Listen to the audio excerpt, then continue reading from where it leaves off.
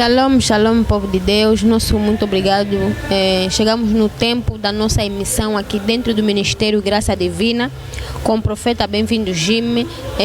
Profeta Bem-vindo Jimmy que está nos ensinar acerca dos 5 termos ou palavras poderosas. E chegamos no nosso termo final que é Amém. Nós estamos aprendendo muito acerca de termos Amém, que não é só um termo de terminar a oração. O Amém também está a quebrar muitas coisas no seio dos nossos familiares. Shalom, profeta, bem-vindo. Shalom, irmã Teresa. Shalom, mamãe. Profeta, bem-vindo, Jim. A realidade de Amém tem muito poder no lado espiritual. O profeta bem-vindo, Jim, que está nos ensinar também que Amém não é só no momento de terminar uma oração, também não significa que a oração terminou quando nós dissemos Amém. O que o profeta Bem-vindo Jimmy tem a nos ensinar mais acerca desse termo que é Amém? Obrigado pela pergunta sobre a palavra Amém. Muito cristão costuma negligenciar a palavra Amém. Talvez costuma ver Amém tipo que uma palavra simples, mas Amém tem poder, tem muito poder no mundo espiritual, porque Amém, primeira coisa, marca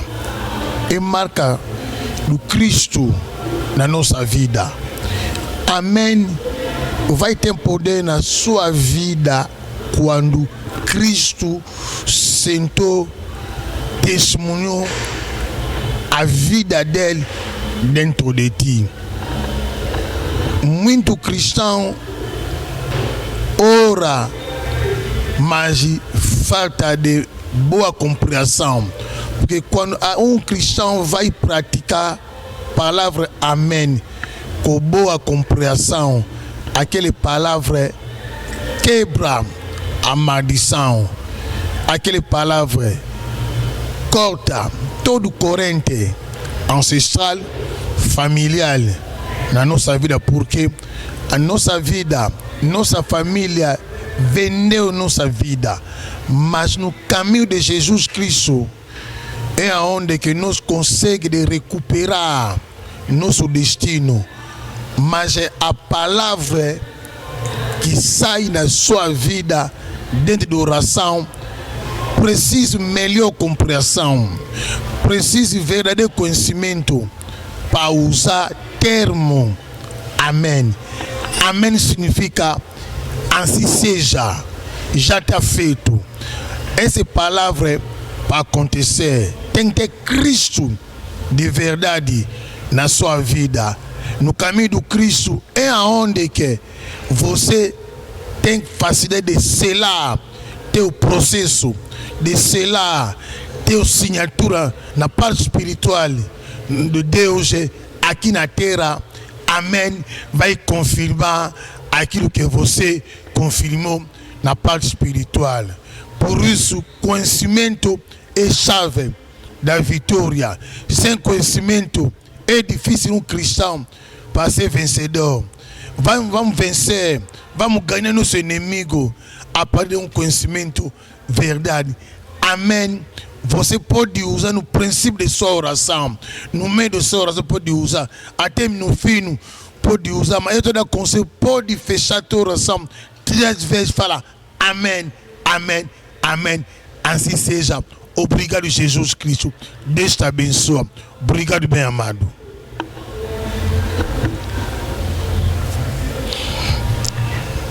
Merci na batu nyonso bazolanda biso to comme na temps émission na biso eza toujours na 2 langues, portugais et lingala, des fois français. Thème na biso toza toujours les 5 paroles puissantes. Sous thème na biso ezali dernier point, ezali 5e point, ezali Amen. tokotuna homme de Dieu nini oyo ezolobela biso na thème oyo eza thème moko bato mingi batiaka na bango yango vraiment kate olobanuka amen mais oyebi te eloko nini amen esalaka na bavi na biso. Tozan invité na biso comme d'habitude prophète Benvindu Njime a expliquer biso. Bonsoir prophète. Bonsoir Maman Dotumba. Toza pe na présentatrice na biso Sœur Teresa. Bonsoir Madame Miguel. Bien aimé bilomo boroyo ka ndenge émission na biso ezolekana. Nga naza présentatrice na biso na bino Mama Mado. Question à liboso prophète Ezaboui. Toyebaki tant mutalobi alléluia amen amen ezanango ezaka terme moko simple. Mais ndenge nini o expliquer biso selon ba recherche pe ba révélation na yo amen pe ekoki ko délivrer mutu eko délivrer mutu na ndenge nini. Ça va, merci. Et ça, nous, selon la recherche nangati, et ça, selon Maloba Nzambe, oyuzali na partie spirituelle. Parce que Bible lobi malamu, Nzamba tindaki Maloba ese ni ebikisaki bato. Na ebike na tango ya kala. Tolo bana ba 1983 84 et ba groupe de prière nini maloba donc nini réveil et banana ba groupe de prière ezalaka alléluia amen et pour mona ba maman ba maseo tala liputa mulaiti na samakolo et pour mona kitambala tina awana na bassin et attendez le kumanango shalom shalom senti shalom ya hypocrisie. Donc amen ezali terme oyoyo ils ont pesé makasi na monde spirituel parce que dans le monde spirituel amen elakisi ekokisa mindenge wana esala mindenge wana. Et obi que salami ndenge wana eza na décision ya Nzambe mais na vie ya mutu. Amen. Eza ko briser ba loi établie. Amen, ils ont brisé ba malédiction. Amen, ils ont détruit toutes les stratégies à Monguna. Ils allaient détruire à travers Amen. Comment Amen ils ont le pouvoir? Amen, ils ont le pouvoir ce qui Christ est. Parce que Christ est moi zali marque ya amen. So vous avez marque à Christ. À partir de là, témoin selon Jean chapitre 3 verset 33. Témoin Johanna nous ont confirmé puissance ya Christ na bon moyen yo. Et tout dans Apocalypse chapitre 1 verset 6 à 7. Et nous avons dit que oh nous sommes dimi Christ. Oh a confirmé Christ. Tout ça la royaume va sacrificateur. Quand na Christ et conclut na amen. Et tu as verset 7. Et le monsieur arrivé à Christ na koya et conclut amen. Donc amen est que yo scellé dossier na yo na likolo. Transfert na nzama ko transférer yango na se à partir à amen aux autres déclaré parce que amen yimoko et sa présence ya Christ na vie na yo. Bible lobi o azana mwana azana bon moi donc o azana amen ya solo kati na ye azana vie azana victoire azana nyonso parce que présence ya amen présence ya Christ et ça ko briser ba loi ancestral ba malédiction familiale et ça détruit tout service ya molili na vie na yo ce qui ont prononcé avec meilleure compréhension mais ça prononcer la téméra alléluia amen amen et si ndeko côté à comment le côté Bible le dit que vous connaissez bosso et ko délivrer you délivrance nous se singa connaissance donc ça aussi connaissance ya likambo tozote ya yo peut to tena misala ndeko mona solution na vie na yo prière ça système té Nzamba osalela yo pe. Amen na kombono Jésus Christ Nazareth. Amen au Christ au pambolinga. Amen pour la victoire. Aux loba chaque amen au tchobaxi loba. Et puis si la prière wana ils ont pesé, ils ont détruit ba signature, ba loi établie, ba condamnation, ba alliance sur la ténèbre, ils allaient détruire. Mais très prier mon coup à mon coussé, mais ça un résultat, il y a ma case. Prière à 1 minute, et on peut se résultat à 10 ans. Et on peut ça yo. Nous avons un système. Et ça a un mot toté. Ça a retour spirituel de comprendre Christ. Azana na vie no pe musala Christ a vu nezali nini. Vraiment na ebi ko landi biso na beye compréhension ko la pambola na muke oyoki et pe so mayele et changer mode de vie na pe style prier no changer. Prier ça les arithmétique mais prier ça une révélation. Ne va zo révéler ne pe yo sambela. Et sambela ndo bandi Nzambe na pesi o merci ndo batelinga bana tonti buto alelo Nzambe bana zo quitter le côté na tambola ki na bimaki ba cop na kindeke simbaki yo na pesi o merci et bon mo cop yo simbati Nzambe na pesi o merci parce que Nzambe lelo na ke cop merci na ngote me Nzambe lo nze yo na pesi o merci mais lo na zangé le côté de ba prier mo so ça prier ça muto makolo mais amen. Ils allaient malumuka mukeme et aux prions malam na meilleure compréhension ils a une bombe aux bombarder na ngambu ya banguna kola pambola yo merci zola nanga partout kola pambola yo. Obrigado, profeta, bem-vindo, Jim. Não sei se os irmãos que nos acompanham têm a noção de quem cuida do nosso lado espiritual. Nós mesmos cuidamos da nossa vida física, como vestir, comer, mas quem cuida da nossa vida espiritual, do nosso estado espiritual, somente um servo de Deus, nós estando dentro da aliança com este servo, um verdadeiro servo de Deus é que tem a capacidade de cuidar do nosso lado espiritual, tem a capacidade também de nos abençoar e também de amaldiçoar. Certo, profeta? Bem-vindo, Jim. Amém. E Deus seja louvado. Um pai da fé, ele costuma vigiar pela vossas almas. Se você quer viver a mão de Deus, considera a unção ele carrega. Considera ele, porque pai da fé é mais que pai biológico. Que pai biológico, ele pode amaldiçoar. Pai biológico, ele pode viver uma redespeito na sua vida. Ele não tem capacidade de tirar aquilo porque já tem limite. Mas o pai espiritual, igreja, estamos falando assim de um verdadeiro pai, não é pai da brincadeira, não.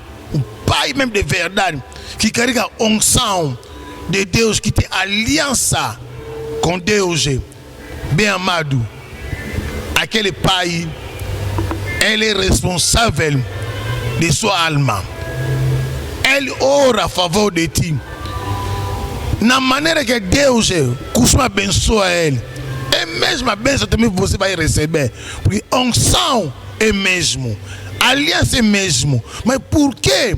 Teu pai da fé, ele é poderoso, ele é forte, mas você é fraco. Por quê? Nunca um leão ele vai nascer macaco. Leão nasce leão. Mas por que hoje pai é leão, filho é cão? Por quê? Que hoje cristão tem como falta de compreensão para saber considerar teu pai. Porque a Bíblia diz que no Salmo 133, azeite começou na cabeça da barba do Arão até nos pés dele.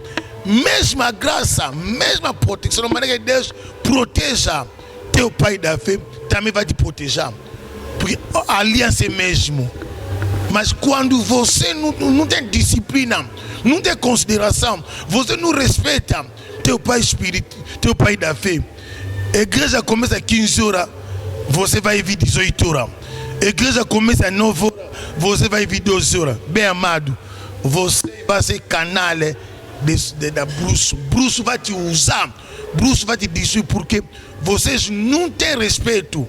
Você não sabe o valor de 2 Crônica, capítulo 20, versículo 20. Você não sabe o valor do Hebreu, capítulo 13, versículo 17. Aquilo é uma chave de êxito, chave da vitória. O pai da fé, ele vai te oração, ele vai te tirar na altar ancestral de sua família. A sua família pode vir para te bungular, para te tentar, vai contar sombra de proteção, da aliança de teu pai da fé, cobrir tua vida. Até bruxa de tua família não vai ter como para entrar, para te fazer mais, porque a oração de teu pai espírita te proteja. A declaração dele vai tomar conta de ti. Mesmo a bênção ele recebe, tudo vai receber. Mesma proteção, mesma glória, você vai receber. Por isso tem que saber obedecer, respeitar vos pai da fé. Pai da fé é mais que pai biológico. Pai da fé, ele pode fazer aquilo que teu pai da fé biológico não consegue. Bem amado, tem que saber respeitar, tem que saber orar.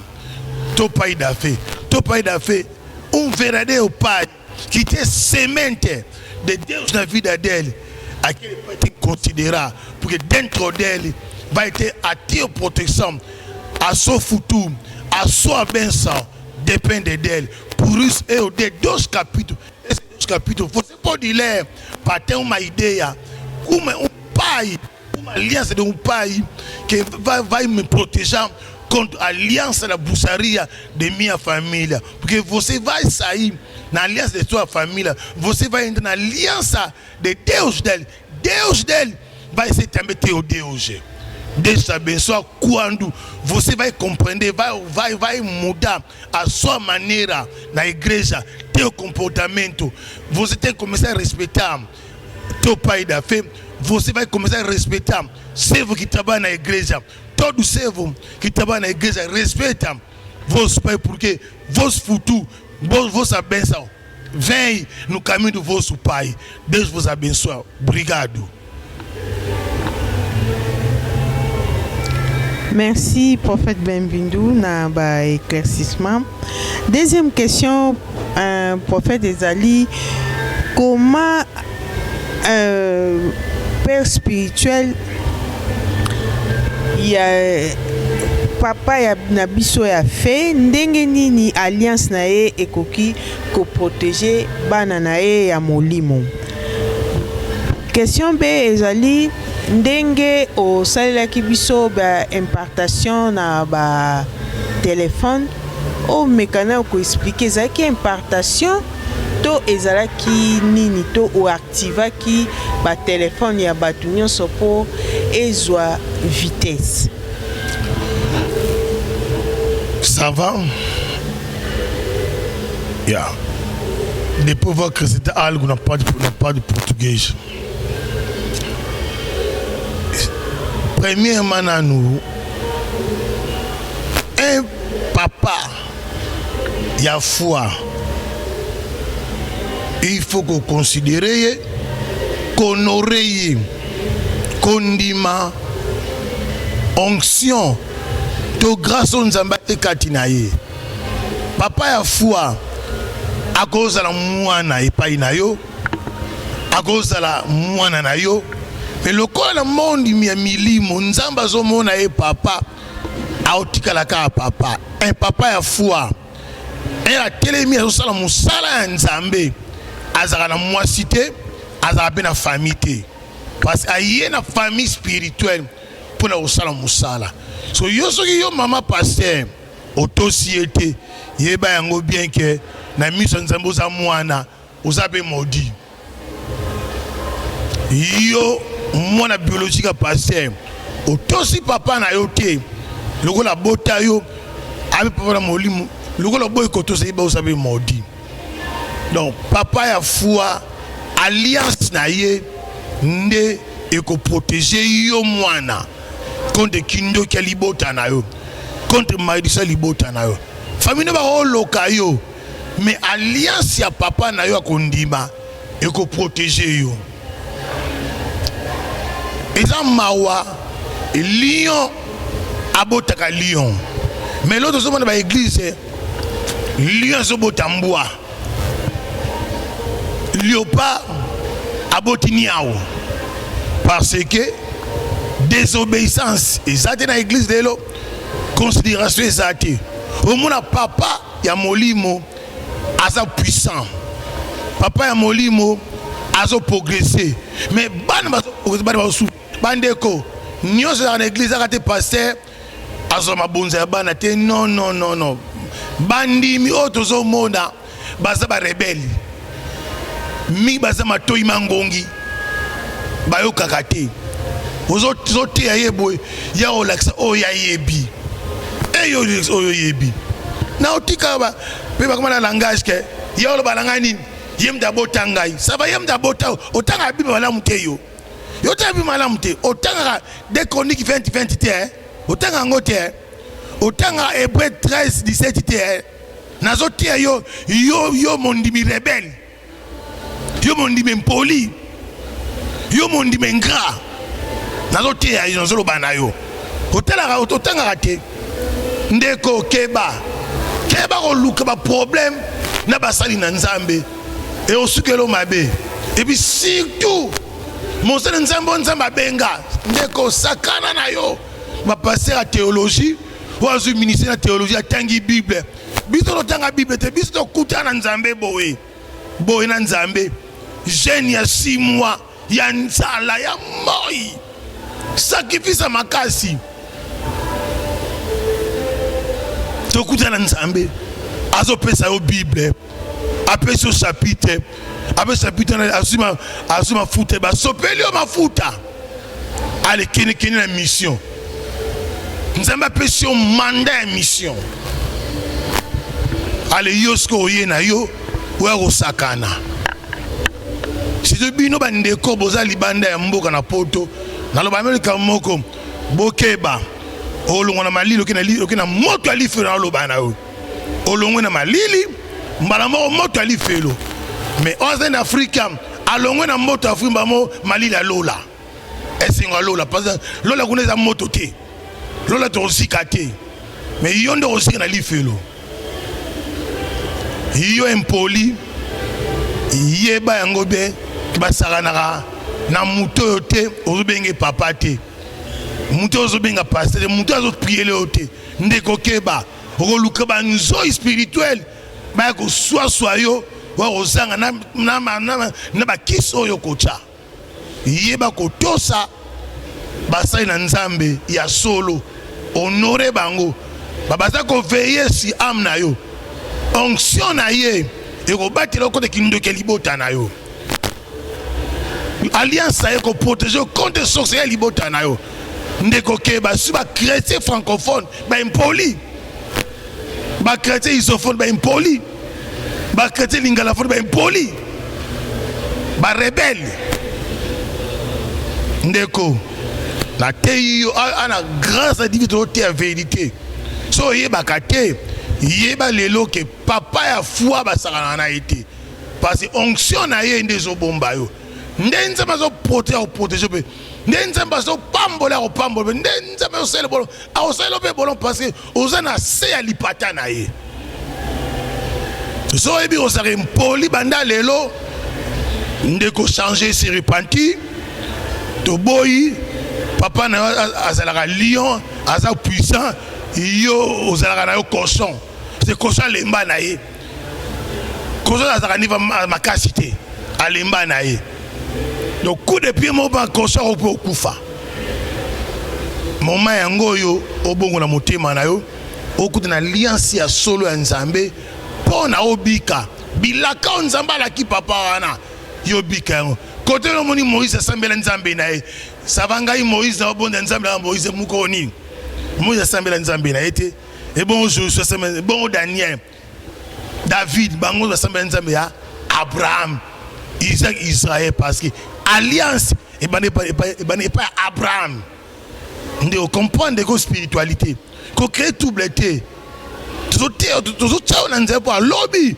yo vive bénédiction yo na badescendant ke ozala modi badescendant à cause ya nini kofinga basali na nzambe keba otelemisa bitumba ome bandoki baotika yo me nzambe aokontinue kodétruire yo parce que osimbaka eloko basimbaka te kola pambola yo merci na yebi koyoki ngai ose repenti otyango na misala kola pambola yo merci. Obrigado, profeta, bem-vindo, Jimmy. Esqueci-me de falar acerca do serviço de telefone que nós tivemos aqui dentro do Ministério da Graça Divina, que foi uma impactação. Muitos não tiveram contatos fortes e alguns também não estavam conectados na parte espiritual. Por isso é que nós tivemos aqui então o serviço de telefone com o profeta, bem-vindo, Jimmy. Obrigado. Acerca desse serviço de telefone, Deus me revelou esse serviço domingo passado, mas Deus me disse que não fala com ninguém. Não fala. Guarda secreto. Não fala com ninguém. Também não pode publicar. Eu fico calado. Eu disse, domingo vai ter uma oração. Vão ter um serviço, mas eu não revelo aquele serviço, mas cada um tem que vir com o telefone dele. A pessoa tem que pensar de uma maneira que levanta o telefone. Hoje não foi assim. Hoje mesmo Deus ungiu cada telefone. Onde tinha maldição, bloqueio, condenação, aquele azeite ali, aquela oração, altar de Deus limpou, tirou tudo. Agora cada um vai viver a mão de Deus segunda-feira, porque hoje telefone é banco. Que muita gente está fazendo transferência na conta bancária pelo telefone. Hoje o telefone está fazendo tudo. Por isso, todo telefone recebe a bênção de Deus. Agora, cada um vai receber, vai praticar segunda-feira dele. Todo mundo vai ter a fé igual. Tem pessoa que tem a fé, vai receber milhões, 20 milhões, 30. Também outro tem a fé, vai receber 500 mil. Cada um é a fé dele. Ali não tem mais problema de pastor. Também não é de, cada um agora ativa a sua fé. Mas Deus quer abençoar o povo dele, porque o povo dele não pode conhecer da lamentação, sofrimento, bloqueio, fome. Não é Deus.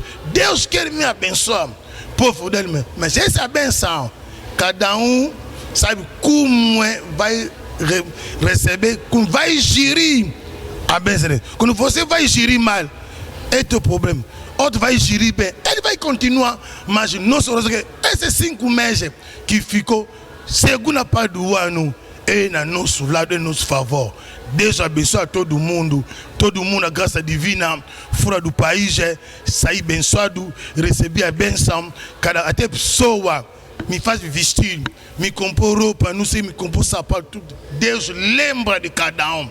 Lembra de cada um. Pessoa que costuma dar oferta na igreja, costuma apoiar a igreja, Deus lembra pela oferta. Eu fiz a oração completa para todo mundo. Agora a recepção é você, sabe como você vai receber a sua bênção, como você vai praticar. Em nome de Jesus Cristo. Amém. Amém. Obrigado, profeta. Bem-vindo, Jimmy. Chegamos ao tempo do fim da nossa emissão. Deus abençoe também Irmã Teresa pelo todo o sacrifício. Você fez na obra de Deus, não é fácil. Uma mãe da casa não é fácil, mas Deus lembra a favor de ti. Deus abençoe teu marido, abençoe o vosso projeto, abençoe a vossa vida, abençoe a tua casa, em nome de Jesus Cristo. Amém. Obrigado também a todos que nos acompanham de Cabinda Cunene ao redor do mundo e também apoiam o Ministério Graça Divina aqui em Angola, Luanda, Golfinho. Temos a nossa maior referência que é o Campo da 14 e o Supermercado Arreio. Obrigado também à nossa staff da mídia daqui do Ministério Graça Divina. Obrigados a todos. Temos também o nosso culto semanal, quarta-feira e sexta-feira, das 15 às 19 horas, aqui no Ministério da Graça Divina, sempre com o profeta. Bem-vindo, Jim. Merci, prophète, na ba éclaircissement. Mais naza na question moko est vraiment très important.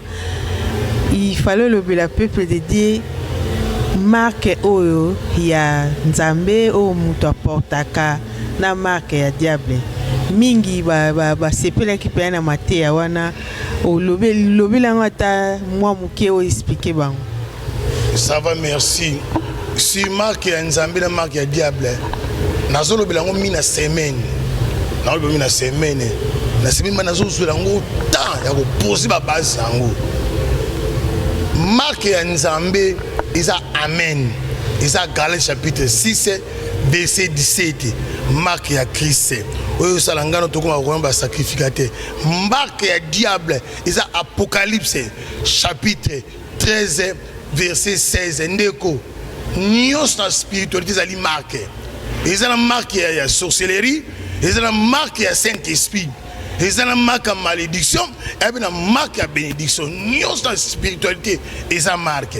Marque nini yoza nango? Biso totizaki lelo marque ya Saint-Esprit, tozali service awa, to prier ba téléphone, tous les téléphones qui bloqués, to prier les yango.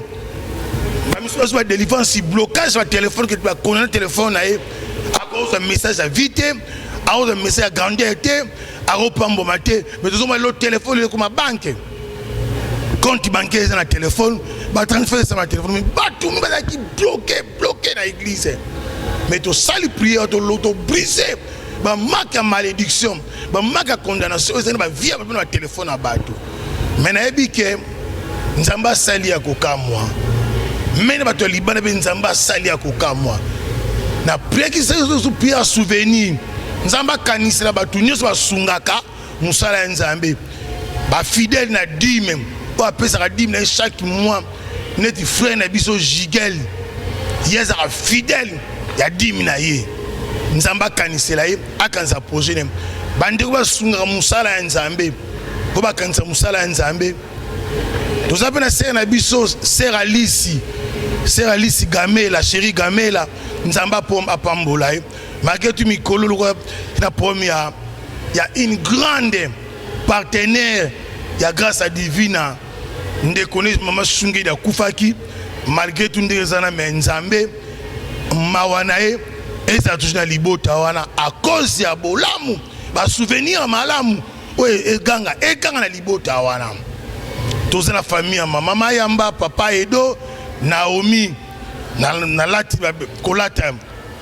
Naomi a la singa kosima kitoko gilet tout à cause ya sœur na biso Naomi nzamba kansela ye pantalon la tia frère bienvenue dans son ba après ça mbona futa mbonga pantalon nga naza ingratitude za mabe muke oyo bibelo biso sérieux na bloko mike emine pe osa sérieux donc so muta sungi atala muke nde o reconnaître pambola ye côté wuti nzamba baksa ebele base bele mama providence bazali o bazo ko soutenir ko sunga musala ya nzambe na mboka zali au soutenir nzamba kanisa mama wana apambola ndaku na ye apambola ba na ye vraiment malamu minene elata libota na ye elata ndaku na ye na kombo na Yesu Kristo nzamba mona bango ba oh nyonso bazo sala base bele base gracia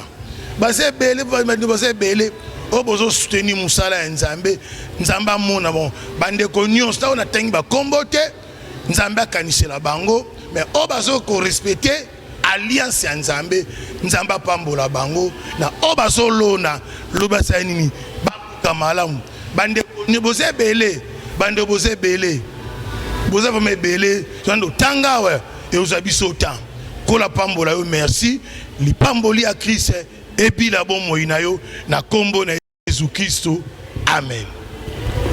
Merci na batunyo swalandi biso to succès mission na biso sikoyo.